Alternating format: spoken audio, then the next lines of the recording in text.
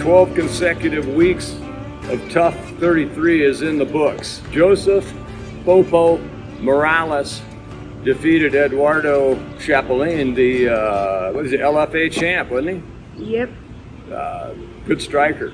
He threw some heat early on there, and like they were saying, looked like he got a little comfortable there. And as soon as he started coming with some of the shots, Joseph changed levels, got him down, and it was a swift end after that. I remember I was right on the edge. I didn't get a corner, Joseph, that fight. That rotated some of the guys. Of course, it was had Chael there. You could see it once he got a hold of him that was going to come to a swift ending. Eduardo doesn't have a lot on the ground, but he'll get enough. I can guarantee you he's going to be a good one. All he'll do is figure out how to keep from getting taken down quite so easily, or he'll figure out how to get up real quick. He's going to be a good one. Anyhow, Joseph, congratulations, man. You look like a pro for years, just like you are. Good luck to the rest of the guys trying to face him. Episode number 2 is in the books, went down last night. We had Hitchard, our guy, and Daniil, DC's guy, go at it. Congratulations, Daniil. Good performance. And then you look at Hitchard on the other side. He took 10 minutes of Daniil's best. Daniil has some pretty heavy hands. And, and Daniil's dealing with, his homeland. They're shooting real bullets. So this fighting for him is like he said, this is no problem. He's got a pretty good mindset for what's going on. Hitchard, on the other side of the coin, hey, this is the hurt business. He stood there and took what he had for 10 minutes, and I don't think Hitchard will have any trouble with his next match. I think he'll let his hands go. And somebody's not going to like it. He'll get back onto his knockout string.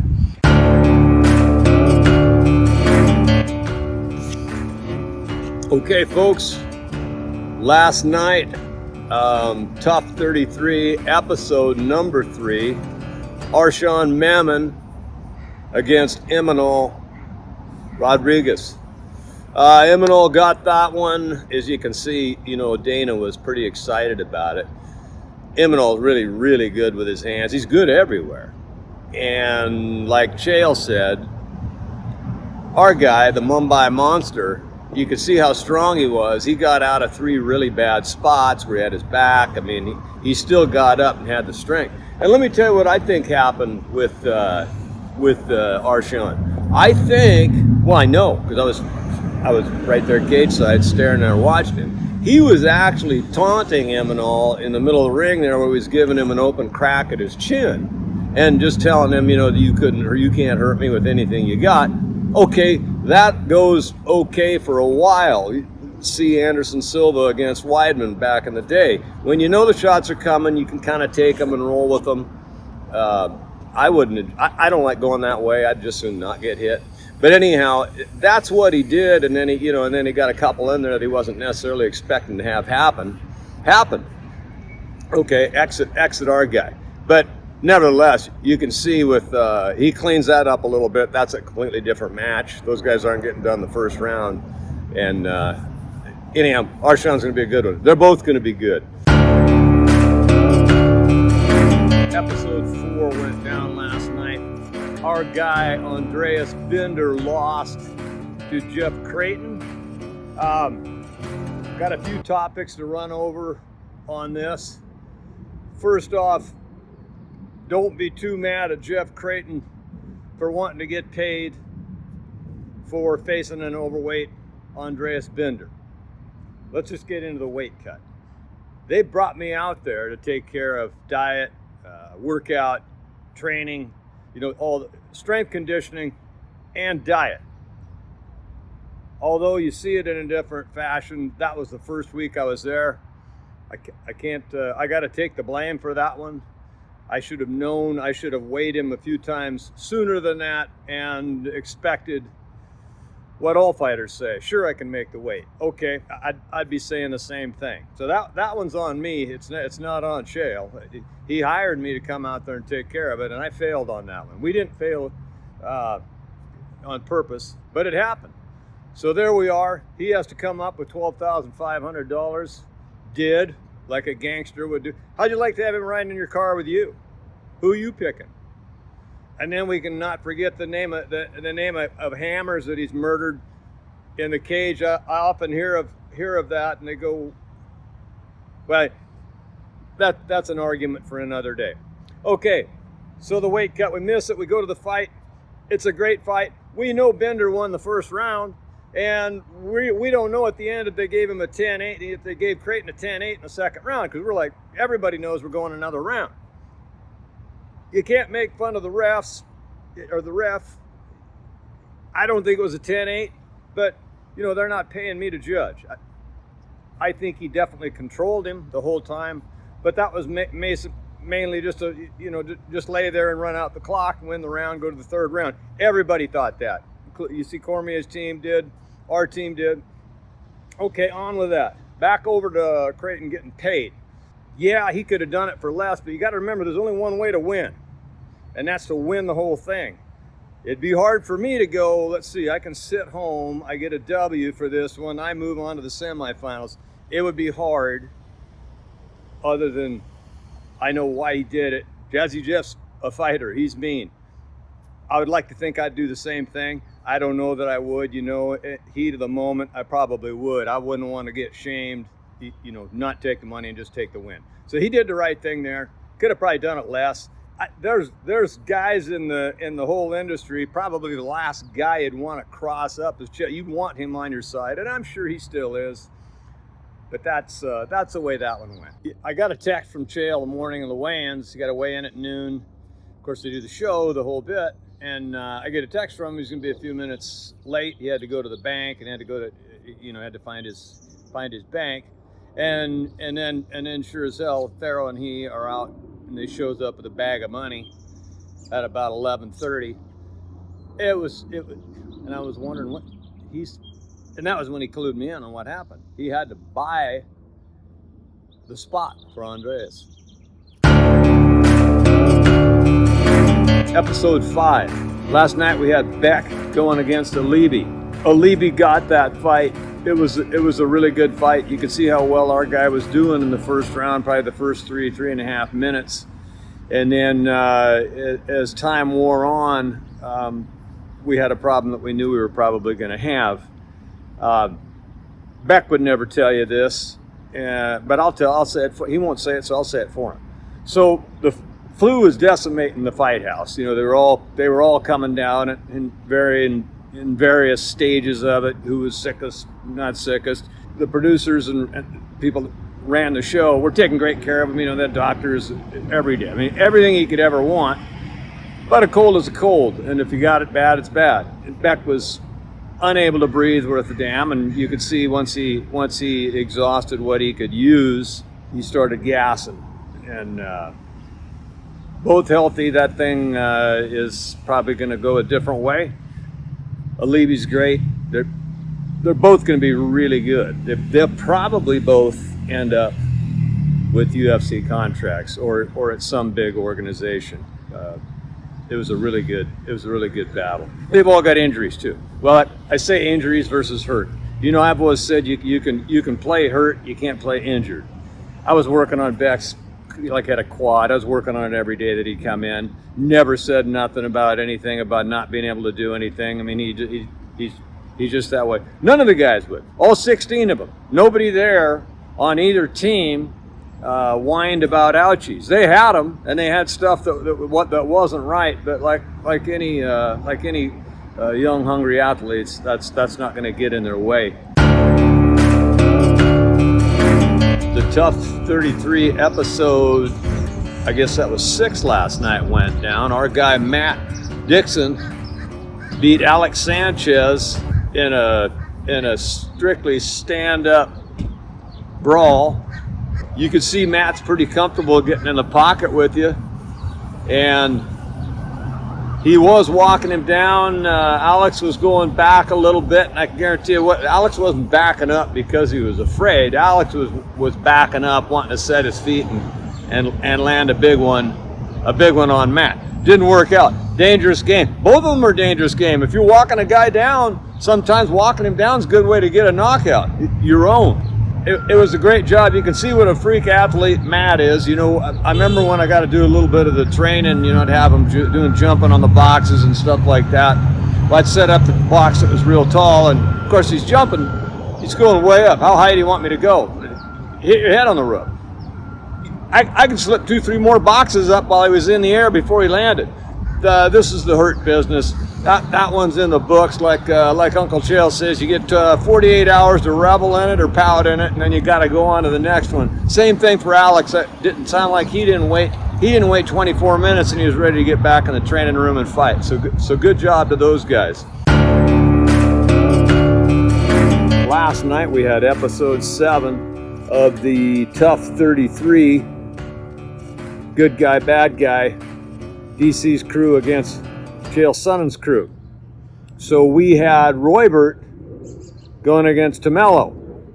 And as you can see from the fight, we got the finish, and you know, that almost looked like a neck crank to me right when I first looked, but I never got to see it as close as what we all did last night on TV. They zeroed in like a foot away with the zoom, and I was only 2 feet from the cage.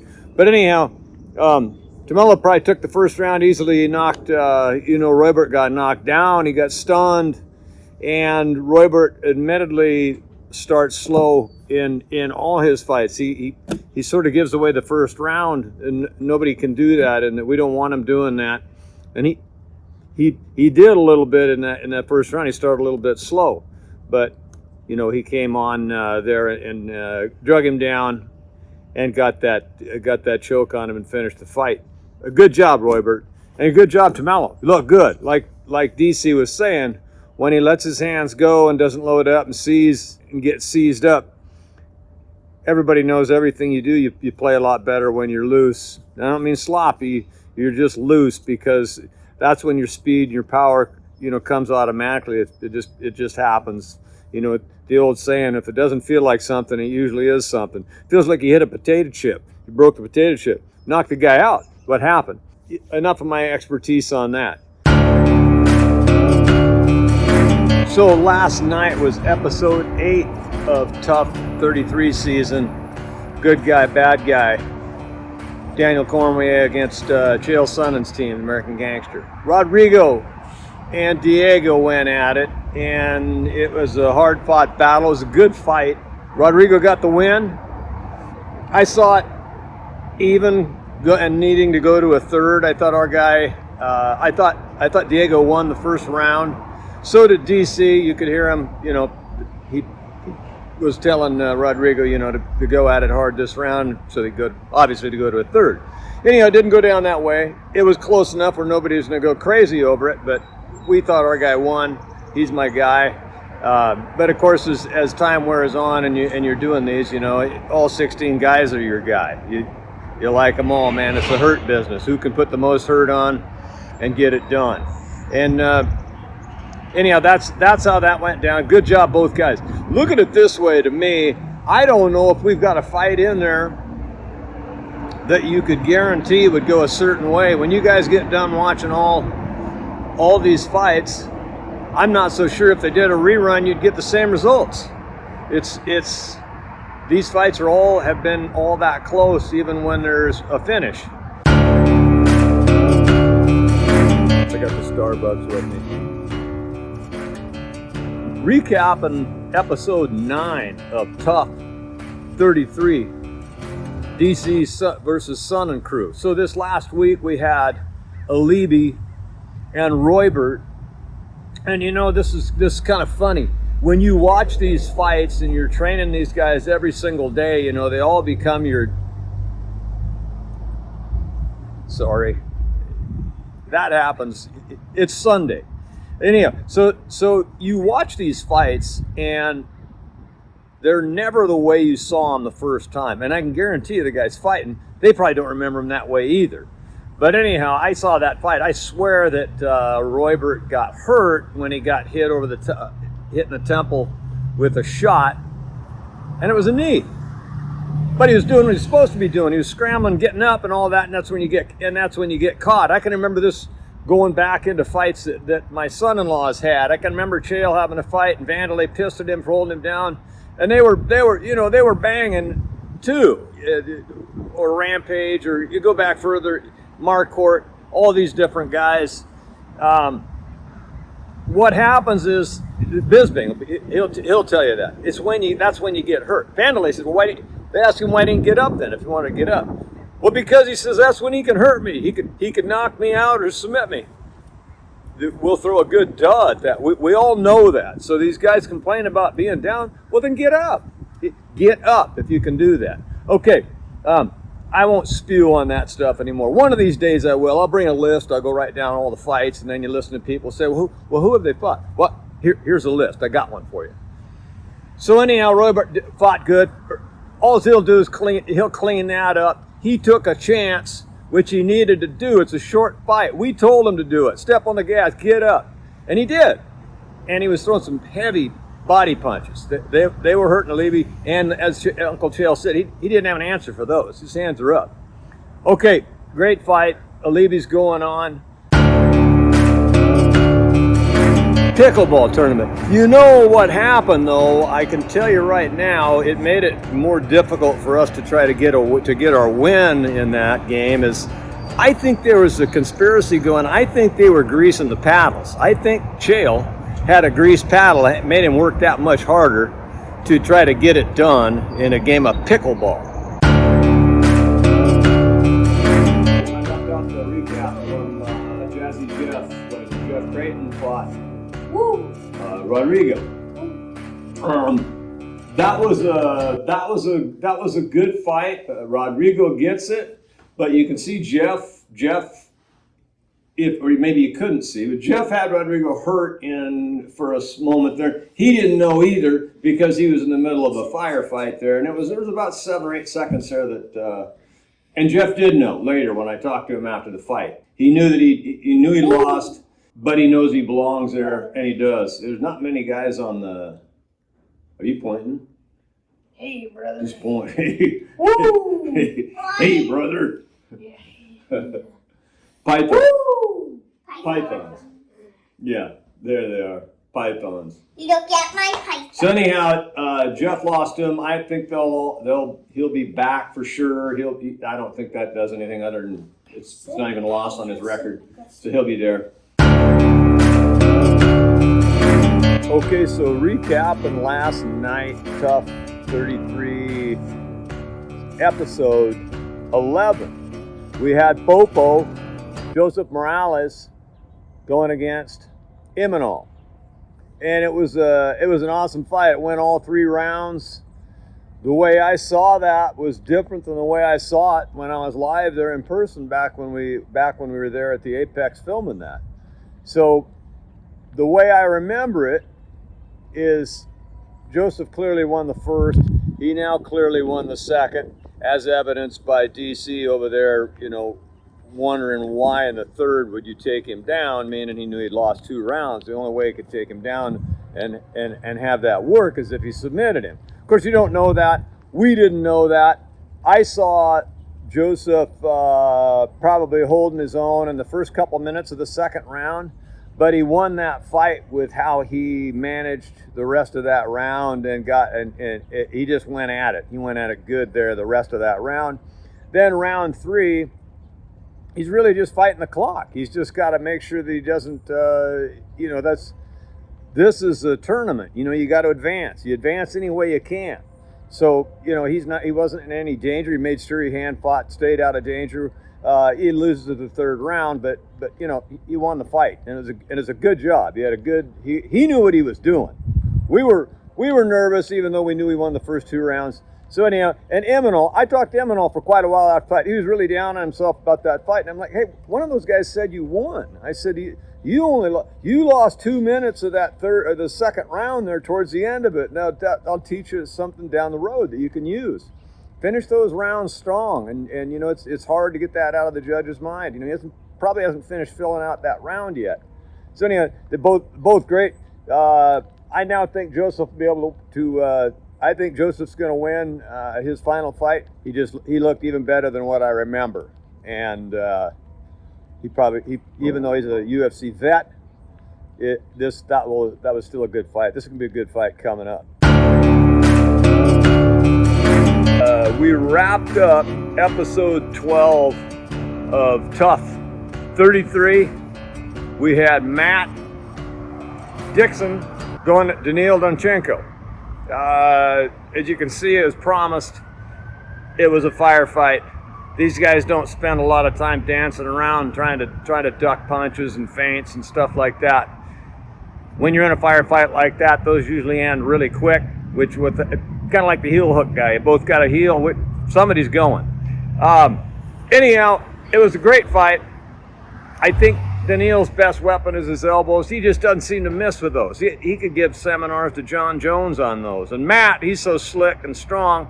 He hasn't realized yet he can use his other weapons, and he will. I'd have drug him down. That's what I would have suggested. Drag him down. So Joseph Popo Morales. Woo! Woo! Did he look good or what? Let's see. Okay. Striking, Yes. A plus. Wrestling, A plus. Submission game, A plus. Kicks, A plus. Yeah, you know what I saw there from watching Alibi before when he fought Roybert is I thought, and taking into consideration the way Joseph fought on the last fight on the show when he was fighting Imanol. He was ducking under everything of Imanol's, and I knew that he was going to be able to do that here, but that's the only way I figured he was going to get stopped. If he got stopped, he was going to catch a spinning elbow like Aaron Pico did last night, or he was going to catch a knee. Otherwise, I think Joseph's chin's good enough. If he's standing in front of you and you guys are both within range and you're throwing, he's probably going to be able to eat what you got if he has to and get you. But I mean, what did you think? He looked great. Yeah, it was. He looks like he's going to be a champ. It was right. A++. Yeah, I mean, A plus. that's just called that was a no miss. Cardio was on point. I mean, he didn't even. And I was worried for that fight. I was like, ugh. But then the first round when he got him in that choke, I was like, it's done for him. Yeah, Joseph's quick. He was just prepared and he performed really well. We won the Ultimate Fighter. Yep. I think that's the way it works. I think we won the Ultimate Fighter because our guy won, their guy didn't fight, and really, I guess it really doesn't make any difference why they didn't fight. They didn't fight. So I think that makes number three times the American Gangsters won the Ultimate Fighter show. We'll just claim it. We'll claim it. Nobody else is claiming it. We'll claim it. We won. Because Yeah, we won. We won. That was a big night of fights.